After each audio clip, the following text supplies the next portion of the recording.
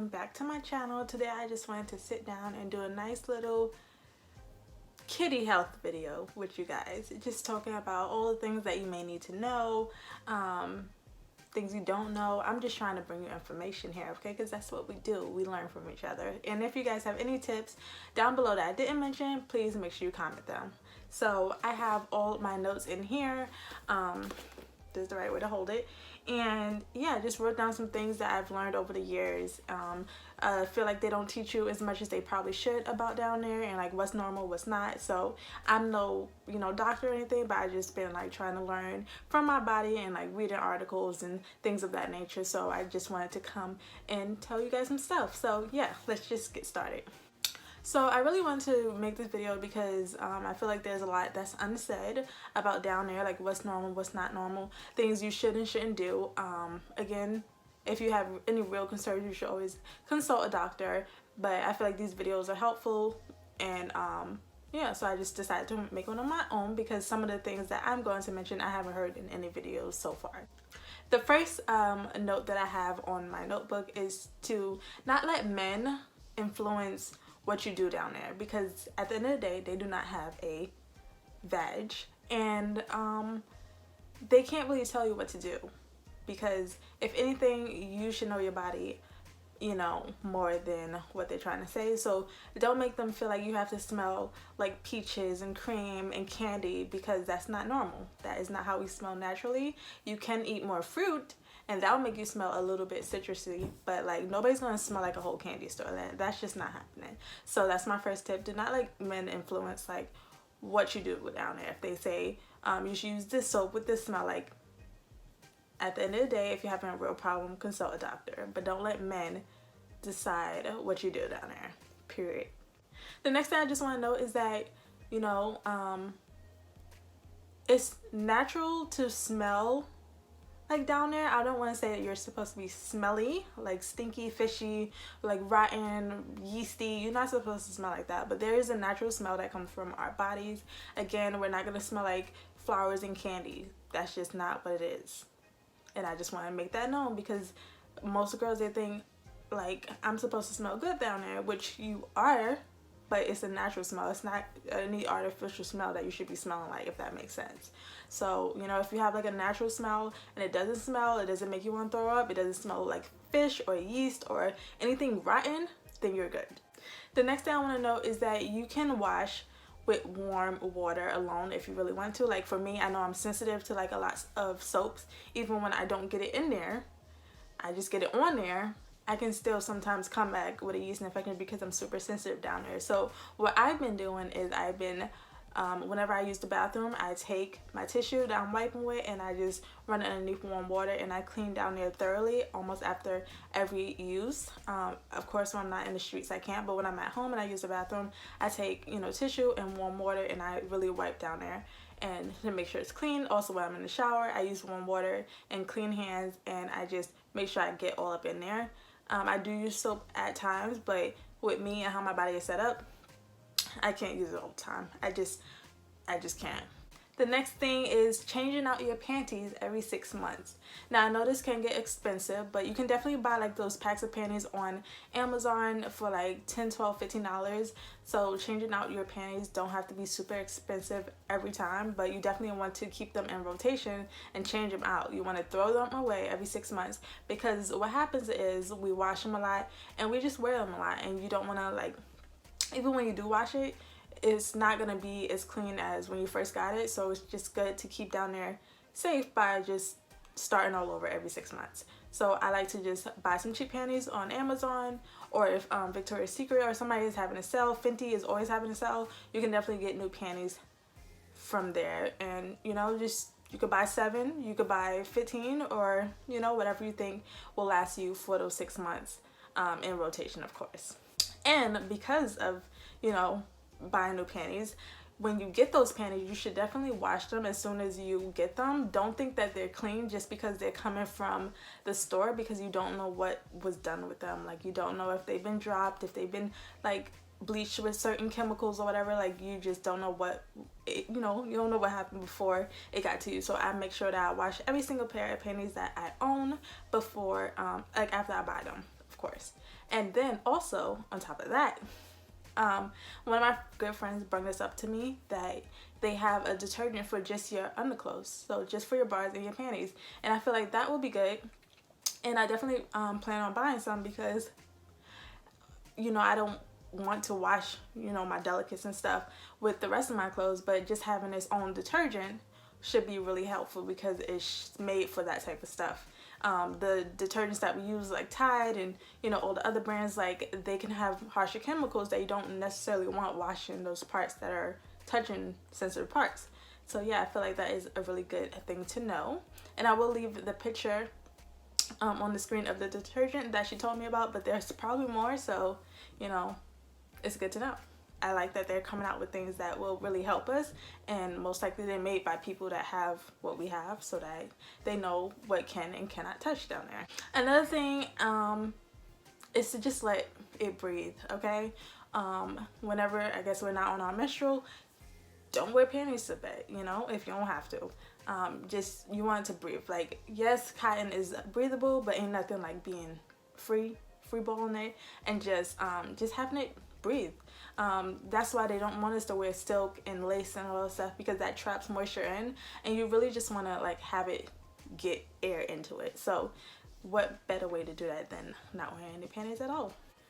The next thing is to shower after a workout, or shower after you did anything that made you sweat, because you don't want to sit in that, and you definitely want to take a shower as soon as you can, because if not, then you're just sitting in more moisture that you don't really need to. So definitely take a nice hot shower, well, warm or whatever you like, and make sure you get that situated.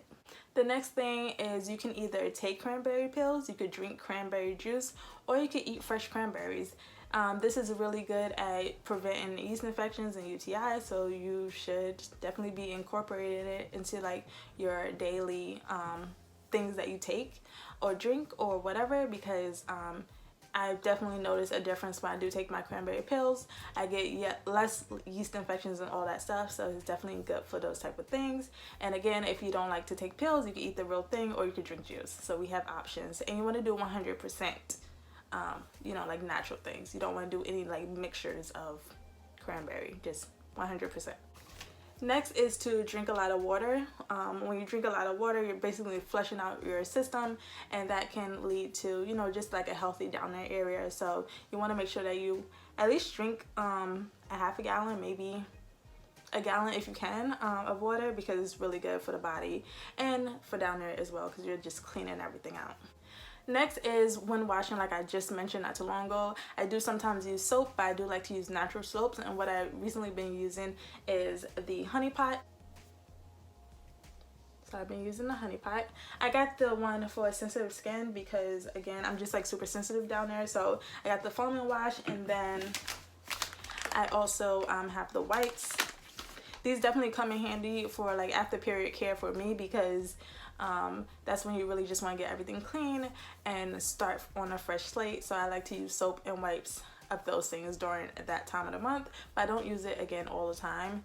It's just when I feel like I need it. So the honey pot is good. I don't really like Vagisil or, like, Summer Eve, because I just feel like it's not as natural, so I use the honey pot. And they also have, you know, like, other, like, pads and stuff like that. So if you want to go, like, the natural route, the honey pot is a really good company to do that with. The next thing I want to talk about is shaving or getting waxes. I do both sometimes, because either I don't feel like going to get a wax, or it's just more convenient for me to, like, shave. I do both. You want to shave, or at least leave. You don't want too much hair, because hair traps in, like, odor and stuff like that. So it's better to, you know, shave. You don't have to be, like, super smooth, but as long as there's, like, less hair down there, it's probably for the best, because hair traps odor. You can also wash the hair, so if you don't want to shave, you don't have to. But I just find it to be less maintenance when I shave, and, you know, it's, like, less hair to be trapped from the odor and stuff like that. So definitely shave. I like to use disposable razors. I never use the same razor twice down there. I just buy, like, a pack of 10, 14, and I just throw them away after each use, and that's just what I like to do.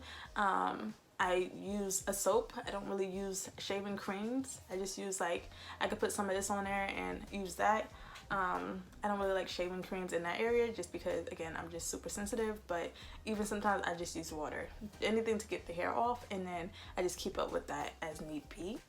And if you are getting like waxings and shaves, I think it's good to use like ingrown hair serum and exfoliants for in that area. So here is an ingrown serum that I got from when I got my wax, and you just put that on top after you get a wax, or I use it after I shave as well. And then I also exfoliate, it's like a body polish thing, and I just, you know, put that on top. It helps minimize the hair growth that you get down there. So I use those two after like a good shave or a wax, and I feel like it really helps because who wants to keep shaving all the time? I do not. The next thing is to avoid tight clothing. I know we all like a nice tight high-waisted pants, but you want to get it where it's not too tight in the crotch area, because again, it's just not letting any air get into it, and if there's no air, then there's just moisture being trapped, and you want to make sure that that happens as least as possible. And another thing I want to mention is don't put soap inside of you. Don't do that. That is the quickest way to get an infection, because nothing belongs in there. The vagina cleans itself naturally, so you know, don't put anything up there like inside. Do not. It'll save you a lot of trouble. Just don't do it. You just want to clean the outside and the lips, all that stuff, but not inside. It will do that on its own. The next thing is peeing after sex. Yes, I was never told to pee after the sex. I had to learn the hard way, which gave me a urinary tract infection. So pee after sex, ladies. You want to pee before and after, but you definitely want to pee after. And that's where water comes into play, because if you're drinking water, then you'll always have to pee. So whenever it does happen, you're peeing before and pee after. It will save you a lot of stress. Okay? I'm trying to help you. And so the last few tips I have is how to take care of down there during your period or after. So yeah, the first tip I have is to change your pad every 2 to 4 hours. You don't want to sit in there. You don't want to sit in it for a long time, like at all, because again, it's trying to clean itself out. So you don't want to like still keep it next to it, if that makes sense. Just make sure you clean constantly. And if you do use tampons, then make sure you change a lot as well, because you don't want to go through the toxic shock syndrome. Yeah, so you want to just make sure you change frequently. You don't want to sit in anything overnight.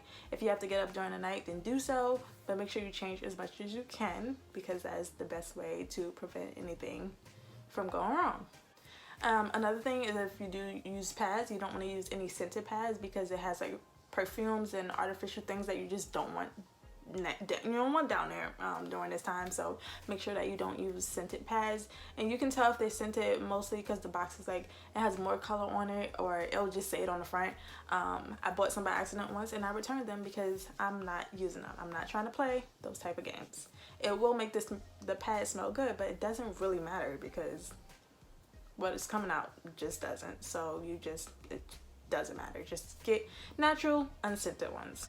And lastly, don't wait till something is wrong to go to a doctor. You want to make sure that you're going to your gynecologist every 6 months at least, just to make sure that everything is functioning well, you know, especially if you're sexually active. You want to make sure that you go to the doctor every 6 months.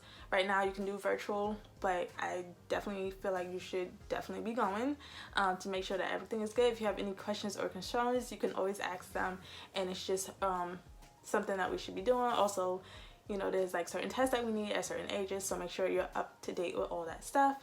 And yeah, that's basically all my tips. If I missed anything, then make sure you guys comment down below. And if you like this video or these types of videos, then please like, comment, and subscribe, and I'll see you guys in my next one. Bye guys.